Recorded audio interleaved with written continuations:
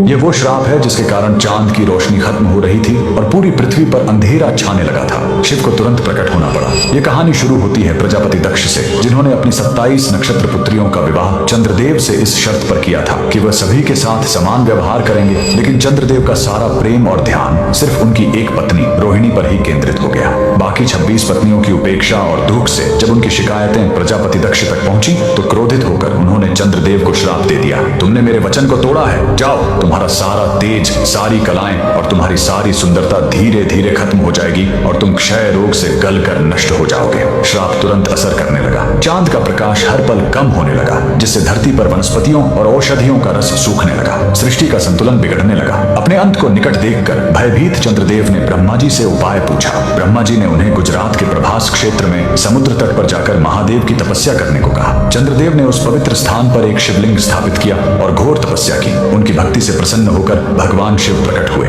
उन्होंने कहा, मैं दक्ष के श्राप को पूरी तरह खत्म तो नहीं कर सकता, लेकिन उसका प्रभाव कम कर सकता हूँ। शिव ने वरदान दिया, तुम कृष्ण पक्ष में 15 दिन क्षीण हो गए, लेकिन शुक्ल पक्ष में 15 दिन फिर से पूर्ण हो जाओगे। उन्होंने चंद्र को अपने मस्तक पर धारण कर लिया और चंद्रशेखर कहलाए। और जिस ज्योतिर्लिंग की चंद्र ने पूजा की थी वो सोमनाथ, सोम यानी चंद्र के नाथ के नाम से प्रसिद्ध हुआ। और यही सोमनाथ मंदिर भारत का पहला ज्योतिर्लिंग आज भी गुजरात के वेरावल में उसी समुद्र तट पर शान से खड़ा है, जहाँ चंद्रदेव ने श्राप से मुक्ति पाई थी। लेकिन रुकिए, इस मंदिर का एक और रहस्य है। यहाँ मौजूद बाण स्तंभ यह बताता है कि यहाँ से लेकर दक्षिणी ध्रुव तक समुद्र के रास्ते में कोई जमीन नहीं है। भगवान शिव के भक्त कमेंट में हर हर महादेव जरूर लिखें।